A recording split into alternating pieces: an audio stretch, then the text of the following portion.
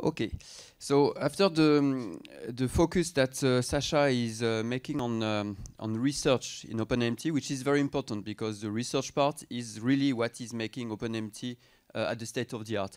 I will have another focus today, which is on the industry bridge, which is another reason why I think OpenMT had a good uptake at the very beginning, is that it was ready for industry. And we made everything possible to make that ready for industry, starting from the code from Kim Yoon at the very beginning and making a software out of that. And we are committed to that, and I will go through that point today. And I will also announce some new product, OpenMT product we are launching that will continue making the life of industry easier.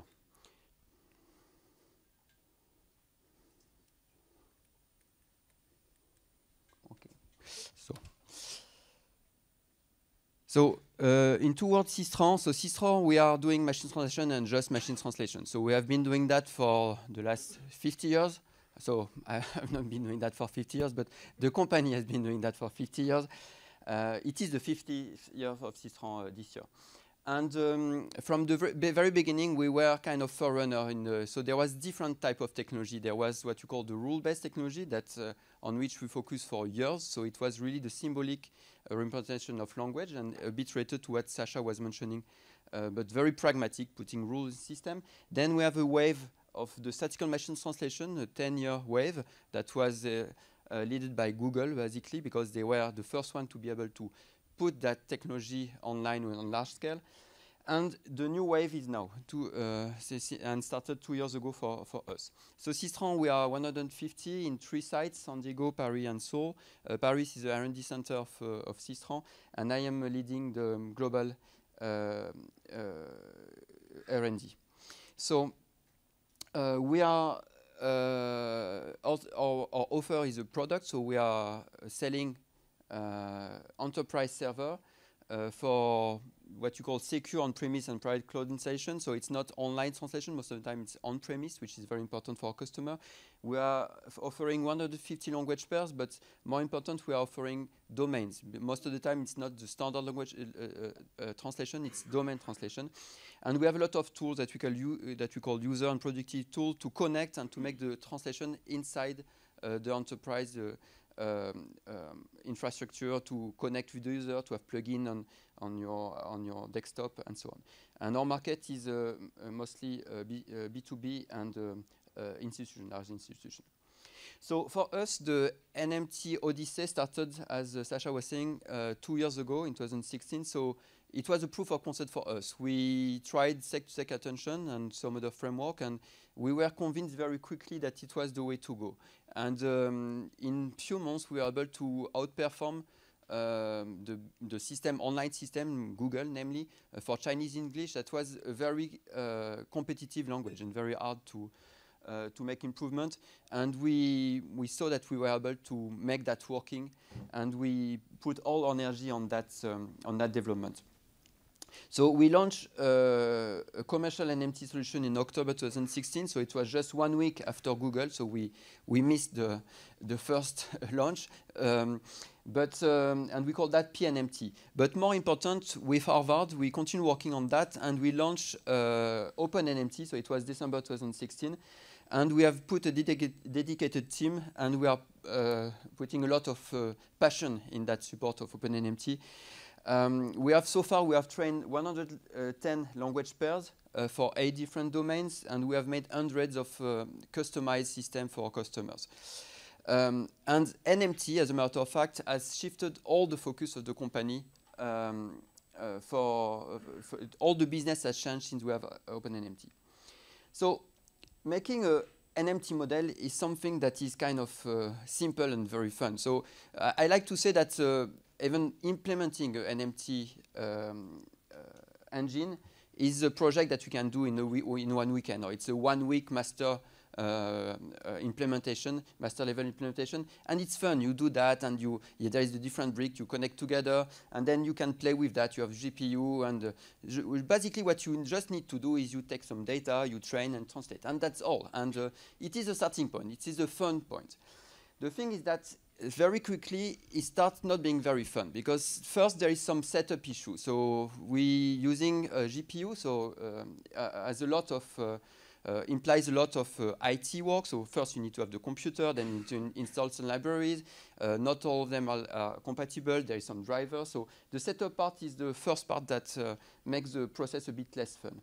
And then quickly it becomes a bit more complicated. And if you want to do it right, you need to start having some attention on what you are doing. So you cannot just put any data. You need to put some pre-processing in that. And then after, of course, you need to evaluate a bit the result because getting some translation is good, but how good is the translation? And it starts making the process a bit more complicated. And it continues like that. Then after you realize that you need to clean up your data to make the data even cleaner. And then when you look at the evaluation, you wonder, but is it right or not? So here is the number of paper that has been published over the last 4 years on neural machine translation. And this gives you an idea. In 2017, there has been more than 200 papers that has been published in neural machine translation. And when you maintain some open source code, the main question you have is, do you have the right software? Do you have the right implementation? Do we have the right model, the state-of-the-art implementation? So for us, it was a lot of work just to try. And implementing 200 papers, it's something that we cannot do by ourselves. We need a community for that. And at the same time, there is kind of some friendly competition, which is the other NMT framework. There is basically around one new framework every month that is coming out, open source framework. So it's kind of a competition because it's, as I mentioned, it's very easy to make a first implementation. And then the question is how this project will survive over the time. And Guillaume will give some insight on why OpenMT has been surviving over the first year of implementation. So it drives you to wonder to this cycle. So you are training, you are evaluating, you are comparing with other systems, and then you are improving, and you have this cycle, and there is a lot of energy to make that working and to make that working well, and to make sure that that at the end you have the quality that is ready for production, because you don't just want to have one NMT output, you want to have the best NMT output. And what if there is something that you miss? What if the corpus is not clean enough? So all of this is becoming very, very tedious and a lot of additional works. There is also, on our side, we don't just want to train some basic system, we want to customize the system. So this makes an additional layer of complexity where we want to be able to adapt your system to a new domain very quickly, and you need to think about that. We need to think also about the deployment. So deployment is not just you want to have translation, so you want to connect your translation, for instance, with your Trados plugin or with your system, production system. You want to deploy that because NMT is relatively slow. So what if you want to make thousands of translations per second? So this is the new problematic that come out. And if you want to be ready for production, you cannot just ignore them. You need to take into account all of that.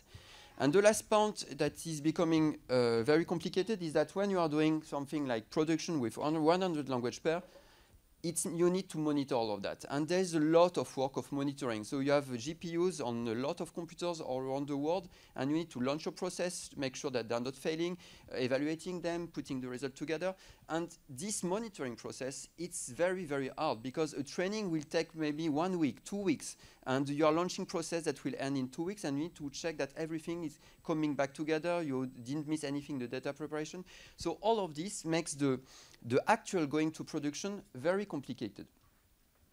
So for Systran, our motivation and commitment for an open source are the following. So we need to be, so if we want to use open source system and contribute to open source system, we need to be state of the art. We cannot have not quality that is not at the state of the art, otherwise any other framework will work better, and all the focus we'll put will be lost.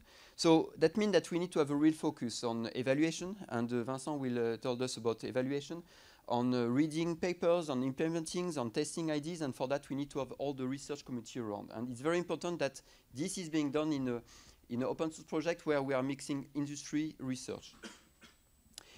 And if we want to share, we cannot just share the technology. We need also to share the rest. What I was mentioning, which is the tedious part, how you make the training possible for 100 language pair. So you can do that for one language pair, for 100 language pair, and for going to production, you need to take into account all of that.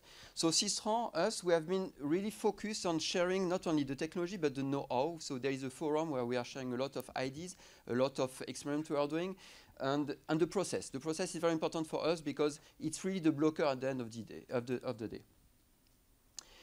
The open source project must have some short-term flexibility. So if we have any feedback from customer, not for customer, for user, we need to adapt very quickly. But at the same time, we need to provide them with long-term maintenance plans. So we are very glad that we have some big companies that are using OpenMT in production, and we cannot just tell them that in 2-3 months we won't support anymore the software they have been installing in their infrastructure. So we need to commit to a long-term maintenance.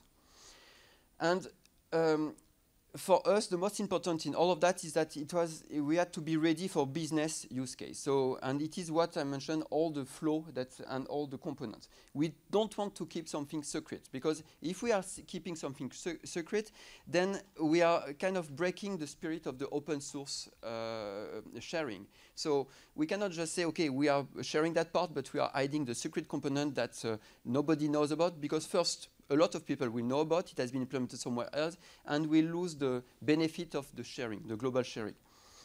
So just to show you the type of typical question, nightmare question that we get and that people get when they are starting on OpenNMT is what type of CUDA driver, what is the version of OpenNMT I should use, but I read that the Sokai implementation is better, so I will switch to Sokai. Do we implement such a search model because it's important? Where can I find the corpus? So all of that is the day-to-day. So it's not anymore the fun part. It's what you need to refocus on. So when we contributed to OpenNMT, so we worked on the core technology, but at the same time we worked also on the layers around. And for us, it's very important. So we have one of the first big contribution we made was to integrate some fully ready tokenization. So it's very simple tokenization. You just need to take a text and split in 2 parts, but you need to take care also of the detokenization, so that you don't need some additional software somewhere to do that. So we wanted to have everything ready in the framework. So we did what you call the tokenization. We implemented some REST API, some simple REST API. We added some hooks because some users, and we'll hear about that, Panos, for instance, is using part-of-speech tagging in his flow, so he has to do part-of-speech tagging on the fly in his process. So we added some hooks in the process to extend the framework. And we added something that is called a sampler. Sampler is when you have very large data set, 100 million sentence. You cannot train on 100 million sentence as one shot. You need to sample from this data, and we wanted that to be convenient and fully integrated. So today we are announcing what you call the NMT Wizard. So it's a new layer, that's a new tool that will be available, or maybe it's already available on GitHub. I don't know if it's open. So it's a new application part of OpenNMT, and it's one other layer to make the training and the implementation and deployment of NMT engine in general, so OpenNMT but NMT in general, more easy. And I will describe that part now. So we started by taking this kind of OpenNMT code that I mentioned and the different layers that we have around. And we put that in a Docker with different entry points. The entry points were to make training, but also to make translation and deployment. So we are not totally ready on deployment, but it will be coming soon. And basically, we have created some kind of unified Docker and entry point for different type of frameworks. So we started with OpenNMT Lua because it is our playground in some way. And then very quickly, we added the other framework that we have in OpenNMT, so OpenNMT Pi and OpenNMT TensorFlow. So they have all in the same Docker with the same entry point. So we have normalized completely the way to run that. So why it's interesting for you or for anyone who wants to implement system is that the Docker is including everything. You just need to have the Docker and you launch a training.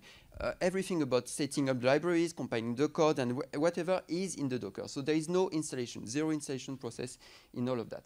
And then we continued, because if we do that for OpenMT, we can do that for other framework, because evaluating other framework is very important for us too, because we need to compare. We cannot just be isolated framework. We need to be comparable with the other framework.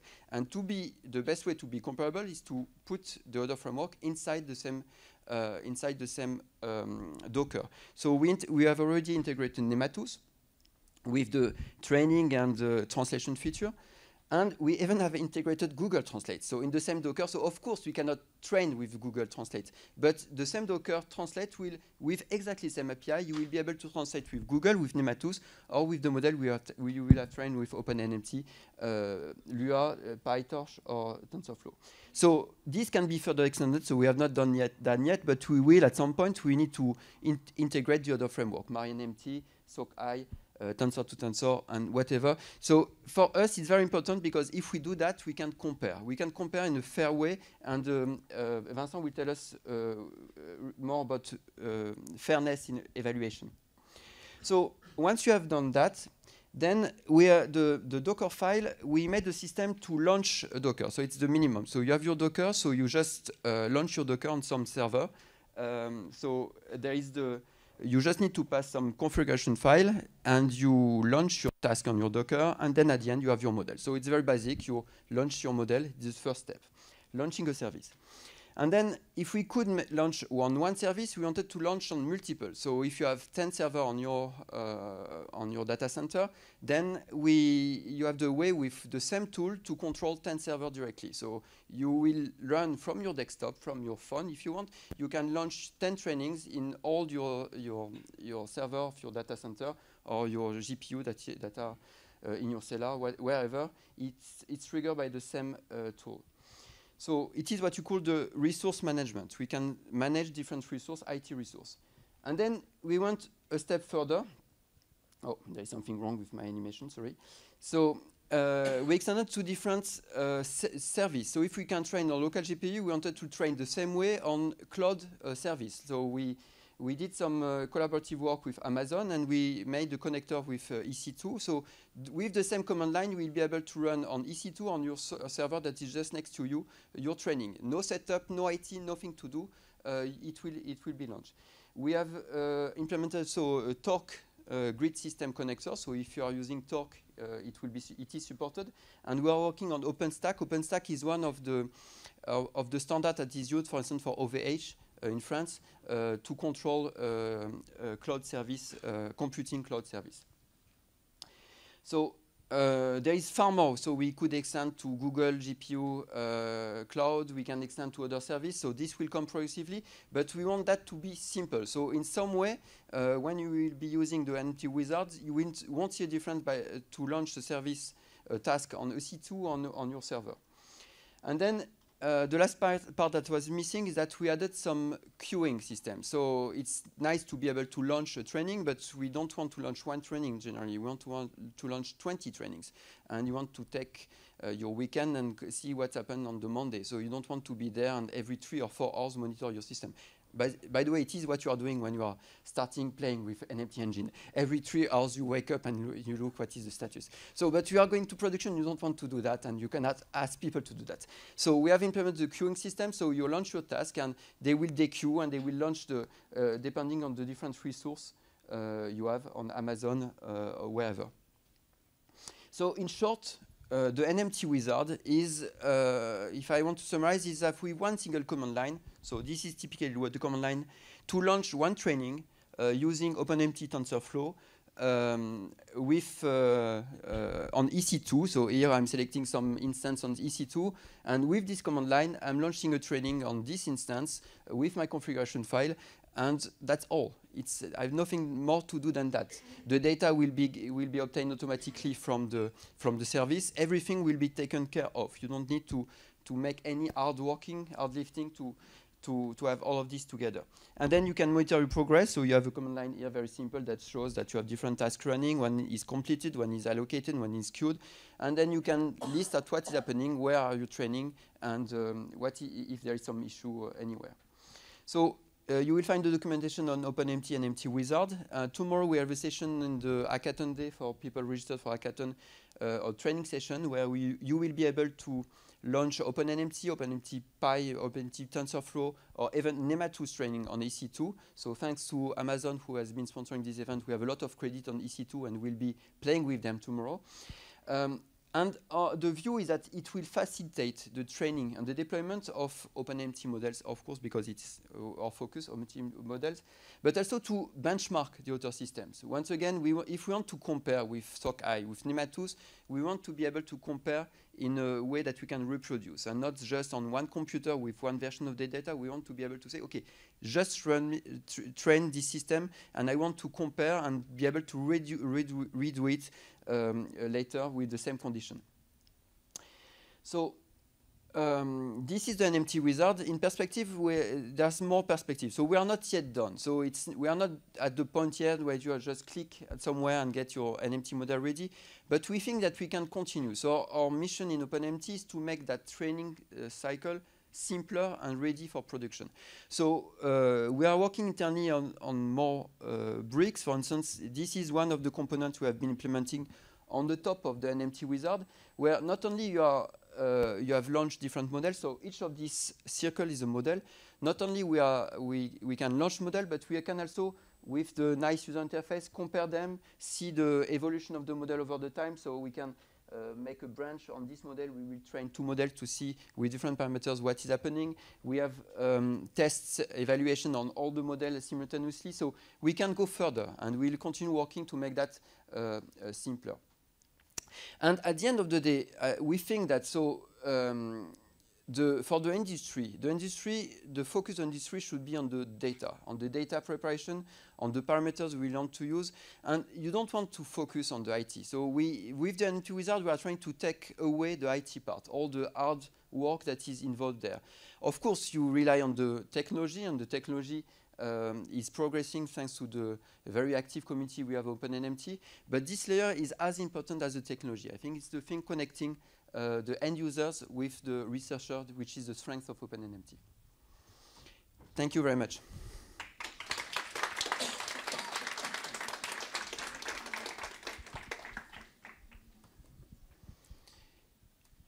Is there any question?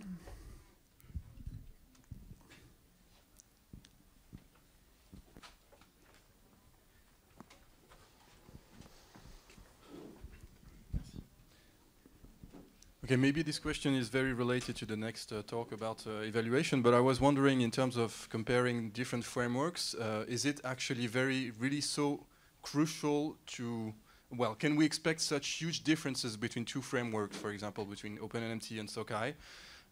And how do we measure it? And is it really so critical? Maybe there are other, well, questions that come very important, like the usability, how easy it is to get into the code, modify it, and that kind of things. Maybe it's even more important that actual minor differences in blue score that don't really matter to the user in the end. No, so you are totally true. One common point, and this is exciting, one common point about all the about the NMT framework today is that we have all the same technology. So there is no secret ingredient from anybody, because we have all implementing the same model. But, and Vincent will show that, the way to call these parameters is very critical, and this we cannot. It's not easy to be sure that we have the right implementation. Sasha was mentioning, for instance, that the OpenMT Pi transform version is a bit behind the state of the art, and we cannot stop there. We need to make sure that we are at the state of the art. And after, yes, it doesn't make a difference on which framework you are. What makes the difference for the end user is usability, modularity, and it is what also Guillaume will be talking about. But definitely, it is our main focus.